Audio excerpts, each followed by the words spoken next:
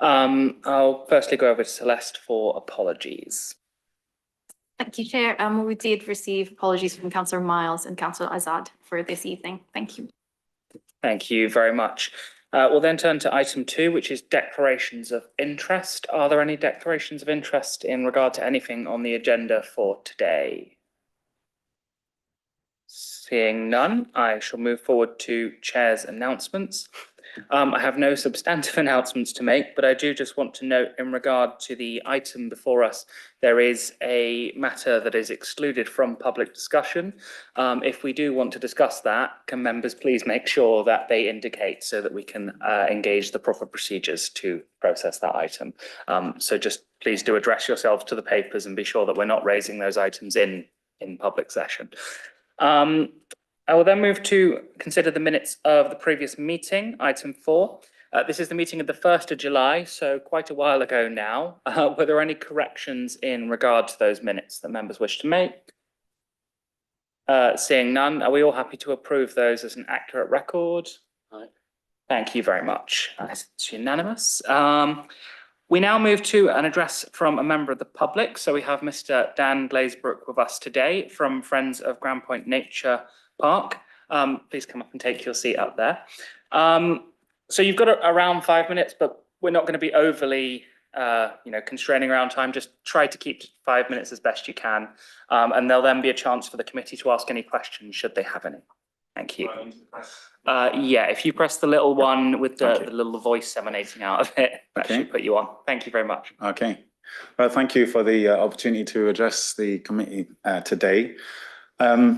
Almost 2,000 people, vast majority of them local residents, have now signed the petition against the Oxbends River Bridge and its connecting paths. There are many reasons people are up in arms: the ecological destruction involved, the lack of democratic consultation, the fact there are already 2 excellent pedestrian cycle bridges within a quarter of a mile of this site, the misuse of £10 million of public money intended to facilitate affordable housing. But what I want to focus on today is how the bridge singularly fails to meet its own intended purpose to provide a flood-proof connection from Oasneymead to Oxbends. The local plan 2036 at pages 134 to 135 specifies the need for a new pedestrian cycle bridge to link Oasneymead with the other side of the river. The local plan also makes it clear that flood evacuation path out of Oasneymead is required for planning permission to be granted for the site. The notes on policy SP2 covering Oasneymead state that, quote, the site-specific flood risk assessment must demonstrate how the development will be safe, otherwise planning permission will not be granted. It's recognised that FRA may not be able to demonstrate a dry risk, low hazard rating route to dry land. So the local plan specifies the need for both a new bridge linking Oasneymead to the other side of the river and a flood-proof route out of Oasneymead. These 2 things have subsequently been combined into plans for a single flood-proof connection reaching all the way from Oasneymead across the river, as is made clear in several official documents, including, for example, the Pathworks Optioneering Report commissioned by the City Council and produced by Stantec in 2022. But there's a problem. The council decided not to build this bridge directly from Oasneymead to Oxbends, as envisaged by the local plan, but instead to build it on adjacent community-owned green space from Grand Point Nature Park to Oxbends Meadow. What this meant was that to reach this new bridge from Oasneymead, users would now have to go across a stream and under a railway bridge along a section of the towpath that frequently floods. To solve this problem, the City Council commissioned Stantec to develop a project called the Oasney Pathworks to create a new flood-proof path linking Oasneymead to the planned new bridge. The preferred plan was to erect flood walls under the railway bridge, but the Environment Agency vetoed this proposal in 2021 as it would cause further flooding elsewhere. None of the other solutions suggested by Stantec meet current standards for safety for cycle and pedestrian paths, and their report admitted there's no solution available which adequately addresses the flooding issue, whilst also meeting current safety standards for cycling and walking. This remains the case today. There's still no solution to the issue of flooding on the path between Oasneymead and the proposed new bridge. This makes the bridge completely redundant. It does not serve the basic purpose for which it's required in the local plan to provide a new flood-proof connection from Oasneymead across the river. This is very serious because, as I said, without such a connection, the 600 new graduate rooms planned for Oasneymead cannot be granted planning permission.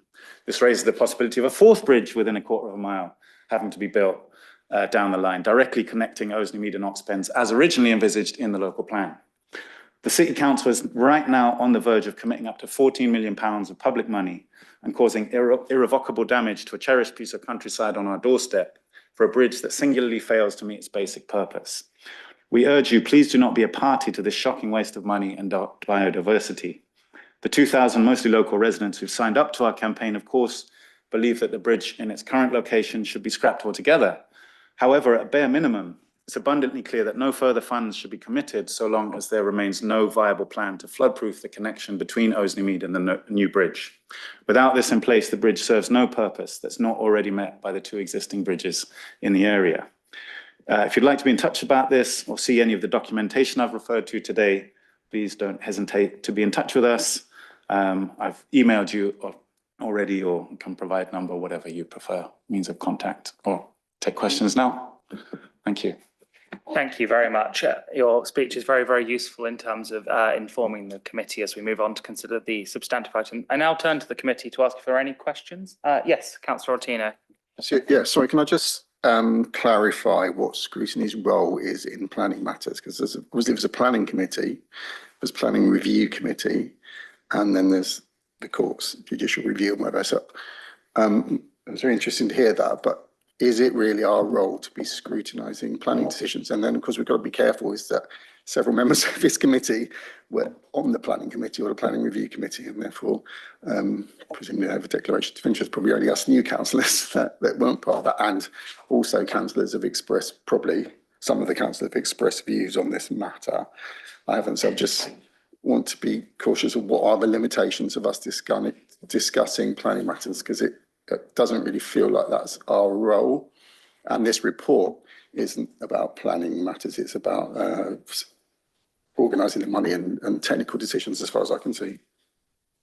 Thank you, Councillor Ortino. Perhaps useful if I briefly respond to that. I mean, for the members, the benefit of the members of the committee, obviously we have the papers before us. We are firstly not a decision-making committee, but what we are able to do is to ask questions on and make recommendations regarding the papers before us, which, as Councillor Ortino points out, does not include explicitly planning matters. But obviously, if members of the public wish to bring matters relating to planning before us, then they may do so. And Mr. Glazebrook is entirely entitled to make his speech before us.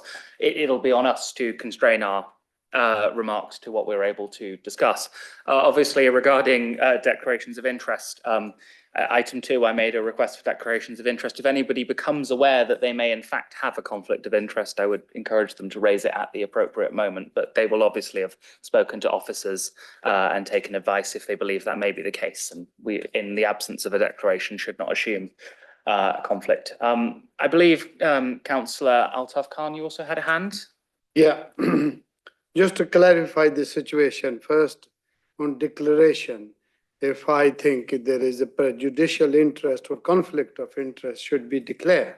But if you've been to some meetings, for example, this came to previously scrutiny committee, planning committee, which I was part of it. And I don't have any interest, any conflict, any prejudicial. That's the part of process in council meetings, which meetings you are. So I believe the report, correct me because I had an IT issue and I couldn't go through properly. But as I believe and I see this document in front of us, this report is about the environment of underspend and the current capital program. So therefore, in simple and plain English, is this cabinet is looking for more spend money on this. Is that right? In essence, yes, it's about. Yeah, so they are the original planned project, the money, more money needed, and therefore there is a report. For that, I think we should be questioning to the cabinet member and asking to explain us why we are in this situation. The situation which is being said by the speaker, I respect all the comments and I heard and listened, but we had all that argument over the scrutiny and the planning, and that stage is passed through. So I don't think repeating the same thing, what happened that time, what the planning said, what the scrutiny said, is going to be resolve anything. What we are, where we are now, and the cabinet member or the officer should present this report, and we should be questioning to them. If there is any comments, I think, come up for the speakers at that stage, somebody maybe through chair should ask, but I don't think there is any at this stage. So at this stage, we should be questioning or hearing more why we are in this situation, as this is already long approved. Thank you. Thank you very much, Councillor Altaf Khan. And yes, absolutely. I agree. We need to be focusing on the matters before us and how we can question and scrutinise the decision before us. Obviously, there may be some wider discussion. We will have the substantive paper itself following our public speaker and an address from member of council. So if I could encourage members at the moment to try and keep two questions for Mr. Glazebrook, who's before us, that would be really helpful. Obviously, if there are more questions in a more general sense, we can come back to those during the committee's discussions. Were there any further questions members wish to raise for Mr. Glazebrook at this time? In which case, I will take this moment to thank you again, Mr. Glazebrook, for your contribution. I should invite at this stage the Cabinet member, Councillor Hollingsworth, or the officer to issue a response if they wish to Mr. Glazebrook. If Councillor Mundy would like to copy my speech, or you got it on the... No, just this. Oh, has everyone got a copy? Well, I just gave it. You others heard it. Oh, sorry. Yeah. In that case, Councillor Hollingsworth has indicated he does not wish to respond. That's absolutely fine. Thank you very much. In which case, we will now move to addresses from councillors. We have one address today from Councillor Muddiman. Again, approximately 5 minutes, but we're not going to be overly restrictive. I've just noticed that the public speaker's microphone is still on. Yeah, sorry, the microphones won't work if two are on at once. Thank you. Thank you, Chair. The controversial Oxpens Bridge is on your agenda today, and I urge you to use all your powers of scrutiny on this item when considering the upcoming Cabinet decision to allocate further funds to this project, because it's not a sensible use of millions of pounds of public funds to build a new river bridge for a small number of affordable homes that might be built on the Oxpens Oseney Mead developments. 2, cyclists and pedestrians travelling between the train station and these two developments are unlikely to use this route. 3, there are already 3 routes across the River Thames on this section of river, all within 2-minute cycle ride of the proposed new bridge, and 2 of them are car-free. 4, if these funds are to provide infrastructure for affordable homes, they could be much better spent elsewhere, e.g. a bridge over the ring road at Barton to provide a safe route for school children. 5, if these funds are to enable the future development of Oseney Mead by providing safe egress in times of flood, then this bridge does not provide that. Any pedestrians or cyclists leaving Oseney Mead to escape a flood would still need to pass under the railway bridge to reach the bridge and higher ground. This area regularly floods, and this project does not provide a flood-free route. Any future plan to link the existing cycle plan from Oseney Mead to the proposed Oseney Bridge would need to lower the footpath under the railway bridge beside the river in an area that already floods regularly. There are no current funds for this and no solution that does not impact flooding on the floodplain. Finally, if Oxford University would like a new bridge at this location, they should fund it, not the public purse. So I believe it would be unwise to delegate authority to officers to allocate additional funding to this highly controversial project when the outcome of legal proceedings is still unknown. From a cost-benefit analysis, the multi-million-pound bridge would provide infrastructure to a relatively small number of new homes, and the funds could provide far greater benefit elsewhere. Existing bridges close to the proposed site already provide a car-free link over the River Thames, and the proposed bridge does not provide a flood-free exit from Oseney Mead, which may be needed to gain planning permission for future development on Oseney Mead. So for full transparency on this controversial project, I urge you to recommend that Cabinet must authorise any further spending rather than a delegated officer. Thank you. Thank you very much, Councillor Muddiman. Does anyone on the committee wish to raise any questions for Councillor Muddiman at this time? I'm seeing none. I will therefore invite Councillor Hollingsworth and Jenny Barker to present the update report as it goes to Cabinet, and then we will move to our discussions.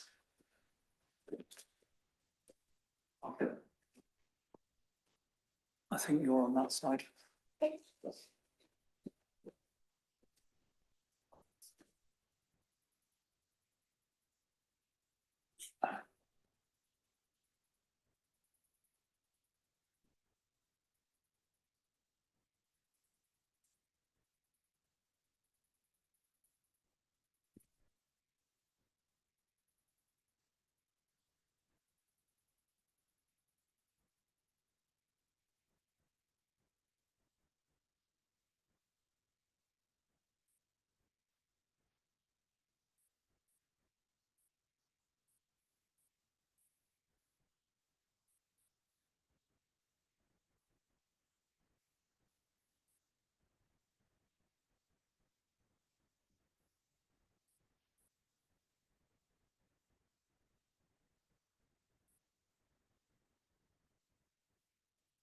Thank you very much for the invitation. Sorry, my technology might be about to expire, but I'll keep my fingers crossed.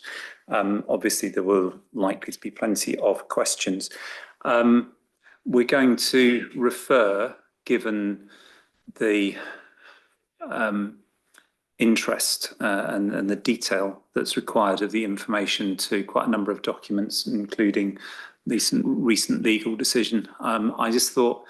I just wanted to touch on the fact that the principle and indeed the detail plan of this bridge have existed in documents and policies approved by this council over quite a prolonged period. For example, the 2013 SPD covers it in some detail.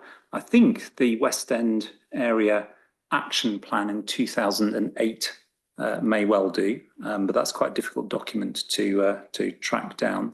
There are things in the core strategy in 2011, the equivalent of the local plan then, which referred to the infrastructure programme related to policy CS5. I'm sorry, this is planning, but it does seem quite relevant to the background. Policy CS5, which said there would be a new bridge over the Thames, which the council endorsed, as far as I can tell, without opposition at that point in the principle. But I thought I would finish with this one from the 2013 SPD, which referred to the new bridge over the Thames. And it says a new foot cycle bridge crossing the Thames, brackets ISIS, should be provided to enhance opportunities to move between Oxpens and the wider area, notably to the Grampont Nature Reserve and residential areas further up and downstream on the opposite side of the river. And it goes on, further leisure routes for pedestrian and cyclists will also be provided through the Oxpens Meadow and the adjacent proposed open space, with clear direct connection between the Oxpens development and the proposed pedestrian cyclist bridge crossing over the River Thames / ISIS. Just wanted to be clear, this isn't something that popped up in 2021. It's been around since 2008, if not earlier. And with that, I shall transfer over to Jenny for the details. Firstly, just to introduce the Cabinet report. The purpose of bringing the report now is that a considerable amount of work has been done on the programme for delivery of the bridge, and an opportunity to deliver it in 2026 has been identified. And that's all based around two elements primarily. One is the ability to shut the river to crane the sections of the bridge. And the other is that over the winter months, the meadows flood. And so the programme's been developed to really work around those two things. And the funding also has been extended till the end of 2026 as well. And so what this report does is to seek delegation to be able to enter into necessary agreements, including funding agreements, to enable the bridge to be delivered to programme, providing the funding has been secured. So that's the purpose of the Cabinet report and the reason why it's coming now. It is to be able to keep to that programme.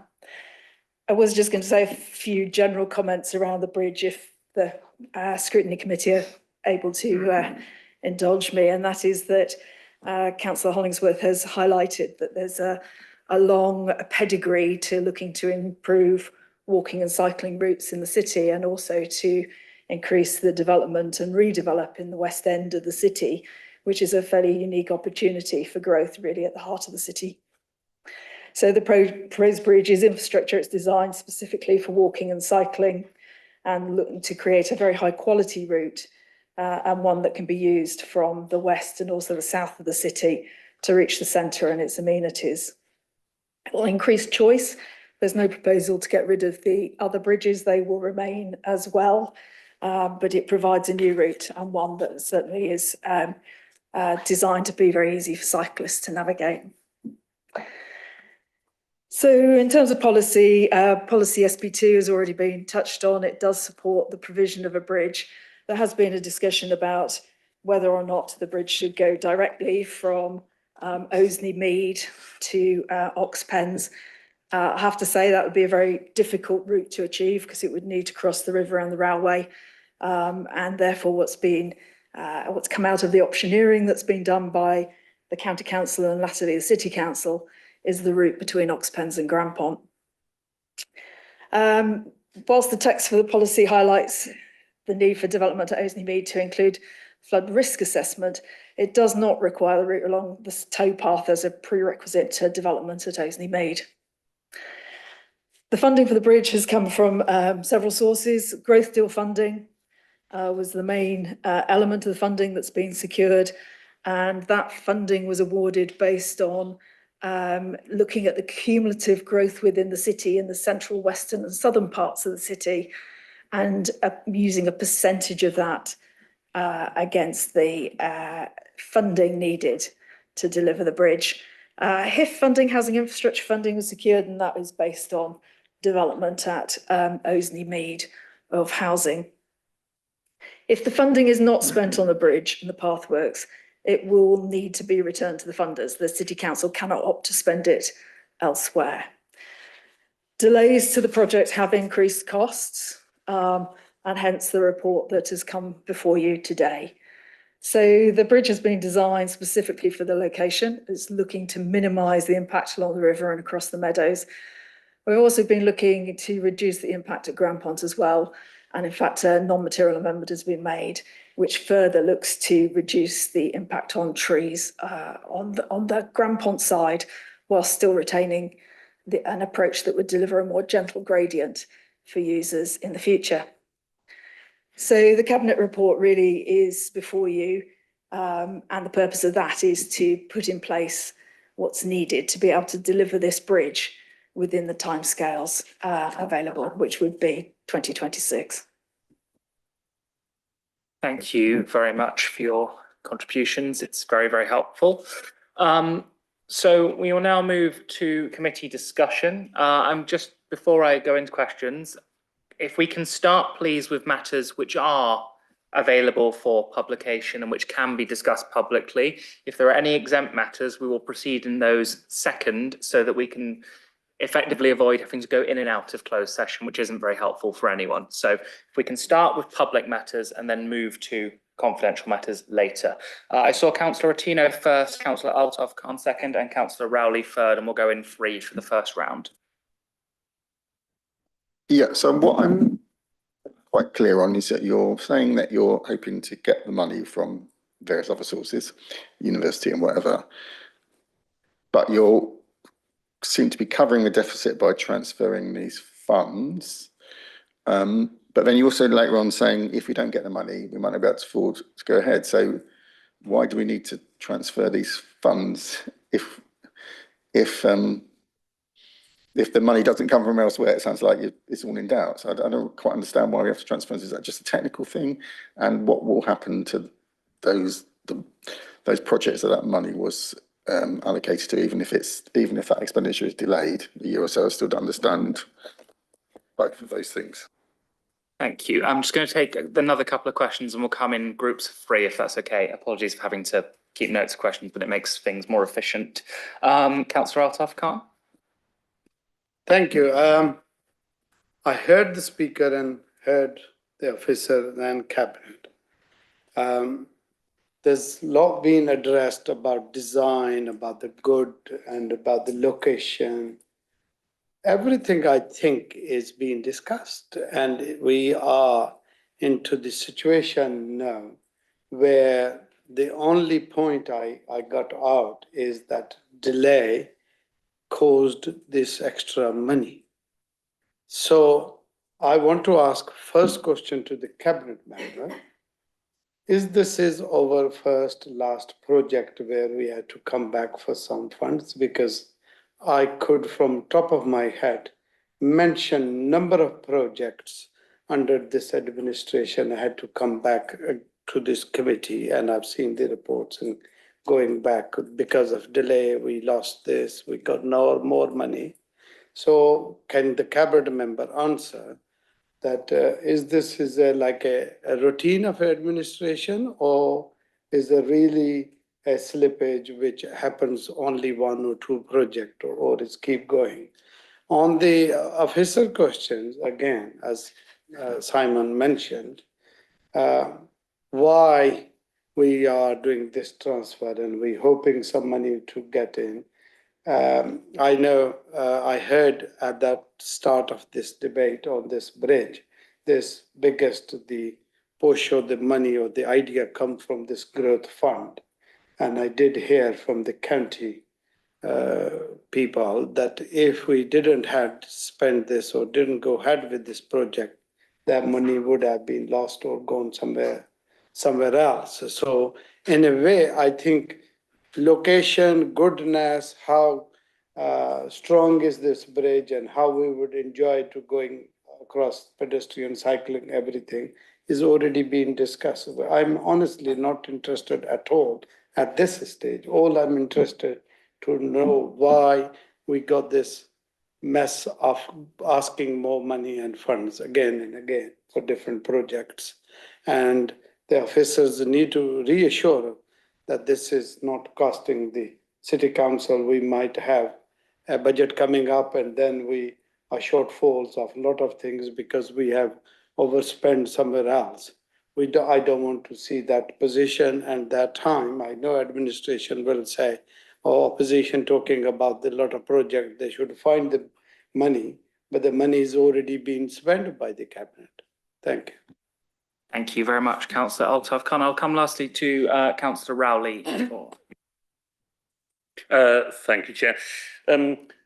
First of all, very simple question, because it seems to me there may have been a misunderstanding earlier in the meeting. It appears to me that the decision to allocate additional budget for this project is entirely one from the Cabinet and not for delegated powers, and I hope you'll confirm that that's correct. Secondly, I mean, we understand obviously the reasons for the delay, the judicial review, which is a regrettable delay, but the judicial review took 5 months, and the cost increase is 35.9%. If my mental arithmetic isn't faulty. Is there confidence that we have done all we can to mitigate and minimise the cost increase? Thank you. Thank you very much. I'll now go to Councillor Hollingsworth and officers for responses.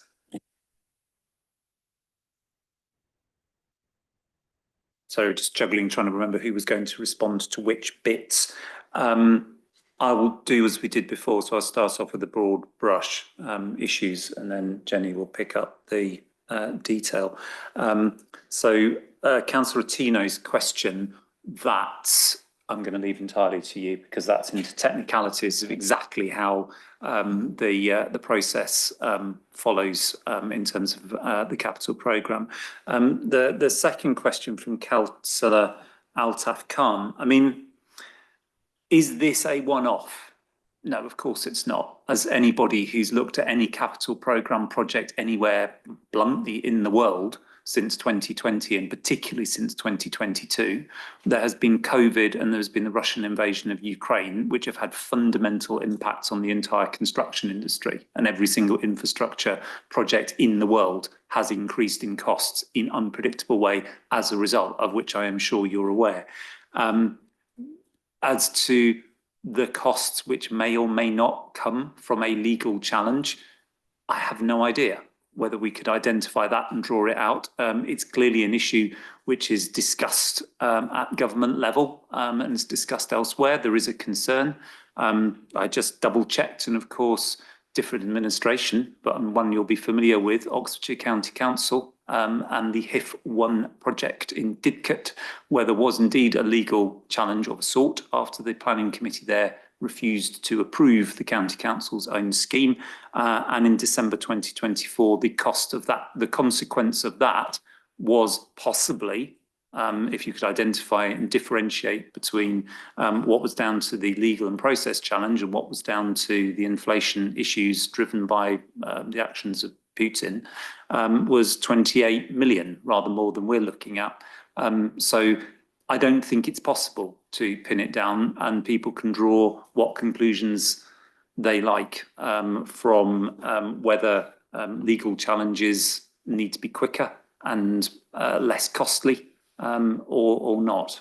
Draw their conclusions. My general views are I'm very much in favour of judicial reviews, but I want them to be quick and I want them to be clean, and I do not want them to be a process of pushing budgets up to a point where the actual project cannot be delivered, because that seems to vex the entire judicial process that's washed here. In terms of minimising, just come to the third one, this has been extensively reviewed. There have been a whole range of really detailed work about what is, it is a tricky project, building a bridge across across a river, and having to work around the Environment Agency in particular and others. So I think we have been very, very extensive, but I will lead to Jenny to be more detail on that. So question 1, half of question 2, and half of question 3 I haven't really answered. Over to you. Thank you. So in terms of question 1, it is a technical issue that to spend more than is currently in the budget, you need to extend the budget, and the intention is to look for funding elsewhere as set out in the Cabinet report. But we can't extend the budget without having identified areas where effectively it could come from in the short term to be able to create that budget envelope. So it is confusing, and for which I can only apologise really, but there's 2 aspects to it. The environment is around being able to extend the budget envelope, but it is not intended to spend the money that's being acquired. It's intended to replace that with funding that's coming externally. I think that's the best explanation I can give, but hopefully that sheds some light on it. In terms of is it routine for projects to go over budget? We work hard to try to stick within the budgets that we've got. This has been difficult, and in fact, really the extension of budget has come from 3 areas: increased construction cost, the cost of keeping on a design team and internal costs effectively, and we have done some additional work on risk, and that's added to the sums that are in the papers. In terms of what we've done in terms of trying to reduce the costs, we did work early on to value engineer the scheme, particularly looking at manufacture off-site and being able to bring sections to the site to reduce time on site, which was a big cost saving. We reduced down to 3.5 metre widths rather than 4 metres originally looked at. And then more recently, we've worked really hard on putting together a programme that avoids times when it's most likely to flood in the area, because that flooding extends the time on site. adds costs, particularly if you have to do something like take a crane off site and bring it back on again. And we've tried to shorten the programme as far as possible, and that reduces all your costs and overheads. So we have done a lot of work trying to manage the budget and deliver, still be able to deliver the bridge, but within the most cost-effective way. Thank you very much. We'll come for a second round of questions. Councillor Stairs, Councillor Jarvis, is there any third? I can take the third if there's no other interest. I will go third. Councillor Stairs. Are you able to tell us what budget this is coming from? Because I think previously the housing budget was being used. So is that this extra 3.7 coming from the housing budget again? And if so, is that good value for public money when, from what we're hearing, the bridge is going to flood at times and going to be inaccessible at times? Thank you very much, Councillor Jarvis. Thank you. And I've got a few questions, and I appreciate that some of these possibly would be better placed put to Councillor Turner, but we'll see how you get on. So I guess the central thing, it relates to sort of Councillor Tino's question around the allocation, the expansion of the budget envelope and how that sits within the capital programme. And my question around that is that within the papers, it talks about that coming from a virulent from slippages within the capital programme. And my understanding, and correct me if I'm wrong, but my understanding from the various discussions we've had at Finance Panel and Budget Review Group and other places, that there is now an optimism bias built into the capital programme and into individual capital projects. So are these slippages on top of the already built-in optimism bias within the capital programme? Because it feels to me that they must be in order for there to be that money within the overall programme. And therefore, I guess the knock-on question of that is, if the council has been overcautious in terms of the level of optimism bias that it's placed in the overall capital programme, what the implications are to the overall capital budget as a whole. My next question, sorry, just trying to make sense of my notes. Yeah, obviously this relies within the papers, it relies on external funding. What happens if that's not secured and confirmed? And then my final question is, obviously with all projects of this size, there's always a risk of the sunk cost fallacy, right? And the council has over a number of years made decisions where it has decided not to go ahead with capital projects, indeed at stages much further along the line than this one. And I guess the question is then, why are you confident on this one, and what the thought process that's been gone through to ensure that we're not entering into a sunk costs fallacy with this project, if that makes sense? Thank you very much. I'll just come in with a couple of questions that I have as well. So the first is obviously within the papers, there's a recognition that there's likely to be, there is an appeal against the judicial review decision.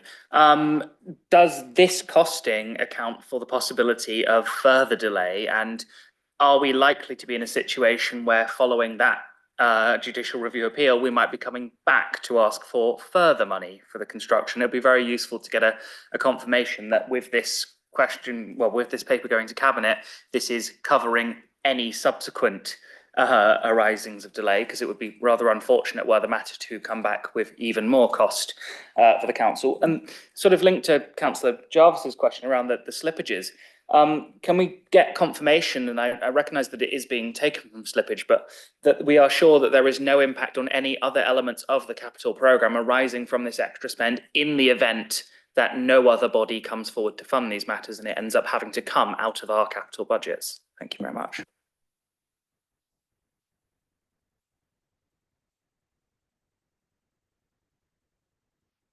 I'll do my bit, which is the non-technical bit, just to get the process. So answering the first question, Councillor Stairs' question, none of the funds is from the capital programme's housing funds.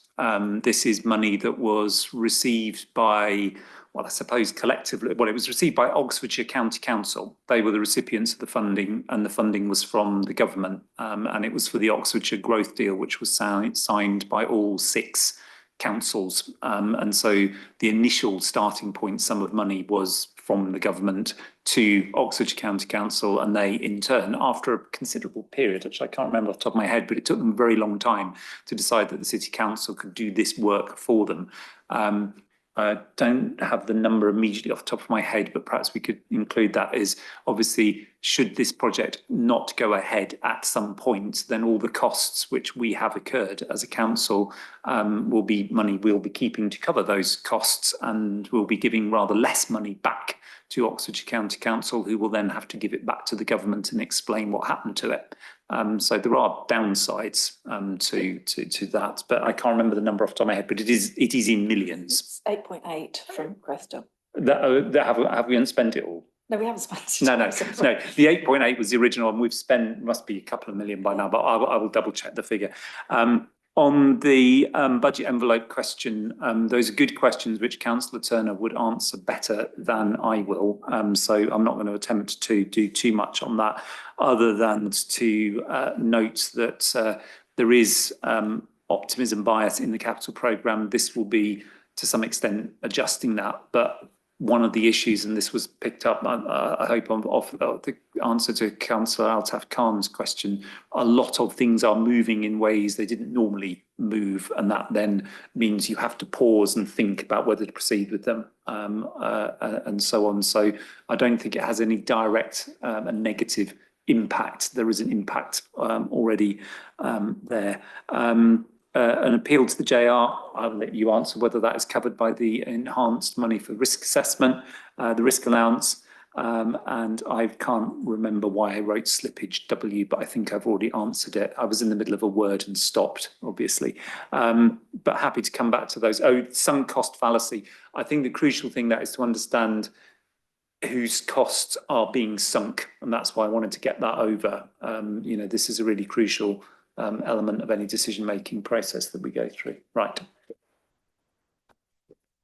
So in terms of the money being vied, there's 3 pots that have been identified, and it's paragraph 27 of the report. And it's not optimism bias in a way. I think they've come through slightly different routes. 2 of them are funds where things have changed and we don't think they're needed. And the other one is one where there is slippage, and the expectation is that it will be spent in the next financial year rather than in this one. So one of them is referred to as a capital salary budget.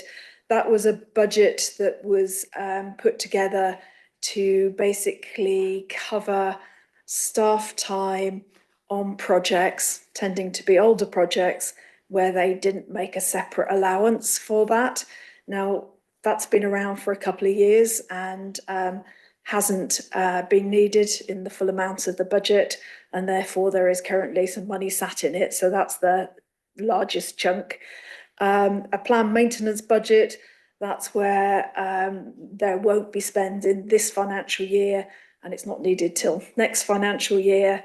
And then a smaller amount from something that was called Energy Works, where there have been changes and that project isn't moving forward, not because the money is being vied, but simply it had already come to a stop, basically.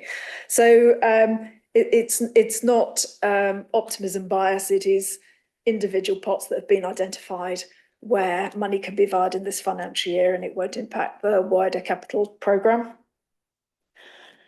The question around risk, so there is an appeal into the court's decision on the original JR.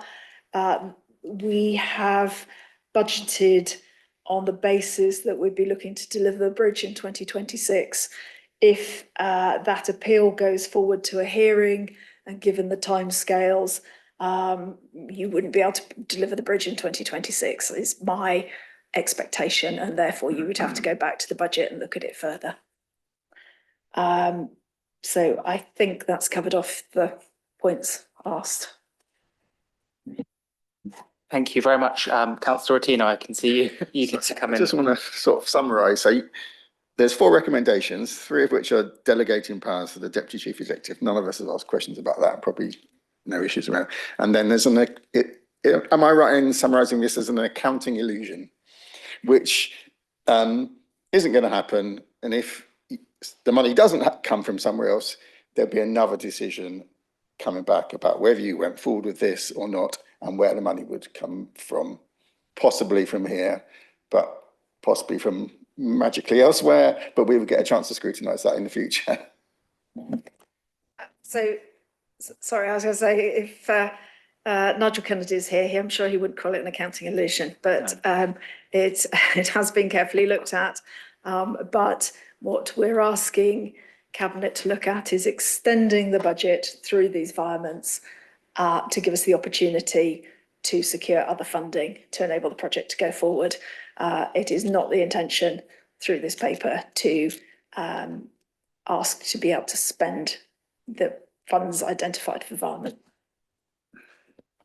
Thank you. I saw Councillor Jarvis's hand, but just before I go to Councillor Jarvis, just a very specific question. Can we take that as confirmation then that in the event that the money is not forthcoming, there would be another paper before any spend takes place? Yes, it's something we're not hoping to have to do. Clearly, a big change like that, or some unforeseen thing. I hope very much that there won't be an increase in the cost, whether it's off the judicial review or some unforeseen construction inflation issue or something like that. Then yes, we would clearly need to consider it again through a report of this sort, a recommendation of this sort, exactly what it would be. Or it might be the recommendation is that the scheme is no longer viable, proceedable with, in which case there is the writing off of what isn't our money, but a very, very substantial amount of other people's taxpayers' money. And people can draw their conclusions to whether they think that's a good thing or not. Thank you. Councillor Jarvis? Were there any other questions from members of the committee? Councillor? I think it's under restricted there, so just... Before we move to restricted, are there any other questions about non-restricted matters? Councillor Mundy? Yeah, thank you very much. So I just wanted to ask really about lessons learned, I guess, from this. I mean, obviously we've gone through the sort of planning considerations of this previously. Some of us were in that committee, so I don't really want to go into that, but there clearly have been valid objections to this project, and that's obviously where, obviously the delay has obviously originated from the judicial challenge of it. The first question on this is really, in retrospect, has there been a failure to consider projects that might be less sexy with a small s, that would have involved less use of materials, making better use of what was already in place, such as obviously the old railway bridge, the paths that were already there that could have been improved. So I just wonder, in retrospect, obviously, whether that was something that perhaps should have been considered, or was it that the growth deal was one that was unlikely to support a project of that type, and secondly, I've forgotten the second point. I'm sorry about that. Yeah, I've forgotten the second point. Just go with that. Sorry about that. Yeah. Just to add in a second question there before we go back for answers, apologies. I just wanted to pick up again on that point around the JR, and obviously the response was that if there is a hearing, then it's likely that will cause delays, meaning that things cannot then progress in 2026. I guess I had a question therefore about what is the basis for sort of assuming that a hearing will not be permitted, and are we not potentially endangering ourselves with future things coming forward by putting forward a paper that sort of makes budgetary assumptions before we know whether or not a hearing is going to come?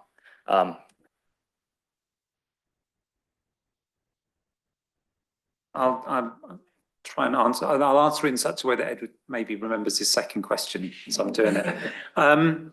Lessons learned. It's an interesting question, but I thought go back to my introduction, which was the concept, the principle of this bridge has been in place in documents, strategic documents adopted, as far as we could tell, can't remember definitely, far as we could tell without any opposition at all from anyone, going back nearly 20 years.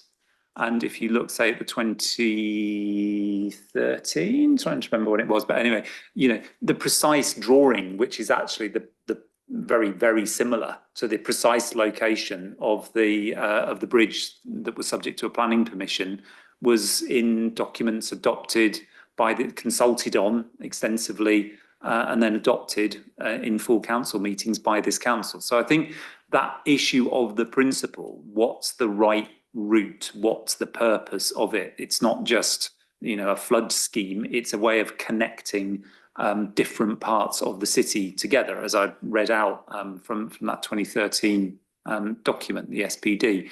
It is something that was obviously, at the time, I wasn't a councillor, in fact, was anyone in this room a councillor at the time? Maybe Altaf was. Maybe you were. Then the rest of us weren't. But it was debated. It was chewed over. The consultation documents are there, and the archives are all there. So I think we would have assumed. I think that the principle had been established, and that was then made, I suppose, firmed up into a specific project as part of the growth deal. And then it was the county council as a recipient of those growth funds, and then us as the contractor, I suppose, is that the right word? Yeah, contractor for the county council to deliver what the government asked us to deliver, because we, the local authorities of Oxfordshire, said that's what we wanted to do. And it was based on not just a sort of a whim, just as that thing was being signed, but on years and years and years of consultation and official adopted things anyway. On the JR thing, I mean, just offer my entirely, I am not a lawyer kind of thing on this. I mean, my view is, as I said, a judicial review has to be an appropriate thing. It is, there must be a right to judicial challenge of anything. That's the definition of a democratic country. What I want is for those decisions to happen at speed, and for the consequences of them not to be that the thing which is being debated as part of that judicial review is essentially blocked by financial viability caused by the fact that the judicial review and its process have taken so long. So I think we could have waited, but potentially we could run the risk of costs having increased and nothing happened. It is better, I think, to put this proposal forward now. If there is a further hearing and that drags on anything like the length of time of the last one, then there may be consequences. But I'd much rather have something, we've got a starting point now, or the current point we're at, than to just sort of sit and wait and see what happens. I think it's better to be upfront and say this is where we're currently at, and things may change because they're not entirely in our control. Just check, Jenny, did you have anything to add? Or no, I think it's been very ably covered. Thank you. Thank you very much. So I know Councillor KM had a matter which would require us to go into closed session. Just to check, are there any more items which would be appropriate for public hearing before we move towards closed session? Okay, in that case, Councillor KM mentioned having a question which would require us to exempt from public hearing. Okay, in that case, in order to go into closed session, we'll need to pass a resolution. Just for the benefit, since we have members of the public here today, this would be a resolution to exclude the press and the public from the meeting in accordance with section 100A, subsection 4 of the Local Government Act 1972, on the grounds that the discussions could involve exempt information, basically financial information relating to people other than the council. So, are the committee happy to pass that resolution? We should take a full vote here, please. All in favour? Thank you very much. That is unanimous. On that basis, we must ask, I'm afraid, members of the public to leave at